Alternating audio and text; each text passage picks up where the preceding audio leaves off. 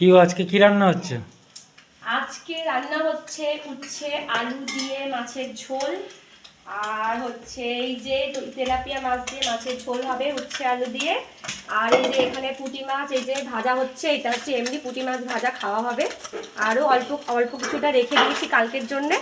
এই যে পুঁটি মাছ, এটা ভাজা অল্প একটু করেছি, খাবো বলে ইচ্ছা করছিল।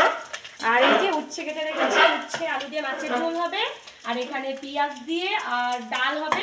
আর আজকে যেহেতু বাবা বাড়িতে নেই, বাবা গেছে ঘুরতে, তার জন্য আজকে দুটোই তরকারি হবে। কারণ আমাদের রান্নাটা অত ঝামেলা নেই, একটু বাবার জন্য একটু অসুবিধা হয়, তাই আজকে এমনিতে দেরি হয়ে গেছে রান্না বসাতে। তার জন্য আজকে দুটো তরকারি করেই হয়ে যাবে। আর এখানে যে ভাত বসিয়ে দিয়েছি। আর আমাদের বাড়িতে গরমকাল পড়লে সবাই উচ্ছে দিয়ে মাছের ঝোল খেতে খুব ভালোবাসে, তুমিও তো ভালোবাসো। একদম। তো এই জন্য উচ্ছে দিয়ে মাছের ঝোল হচ্ছে।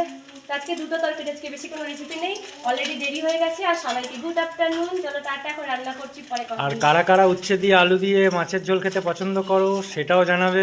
অনেকে খায় না উচ্ছে দিয়ে মাছের ঝোল, আর কেউ জানে না, এটা কিন্তু আমিও এখানে এসে শিখেছি। আমার বাপের বাড়িতে কখনো কেউ কোনোদিন উচ্ছে দিয়ে মাছের ঝোল খায়নি, এখানে এসে আমি উচ্ছে দিয়ে মাছের ঝোল খাওয়া শিখেছি। মানে বাঙালিরা জানে এগুলো, ঘটিরা খায় না কিন্তু।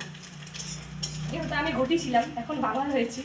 তো চলো টাটা, সবাইকে গুড আফটারনুন, পরে আবার কথা হচ্ছে, টাটা।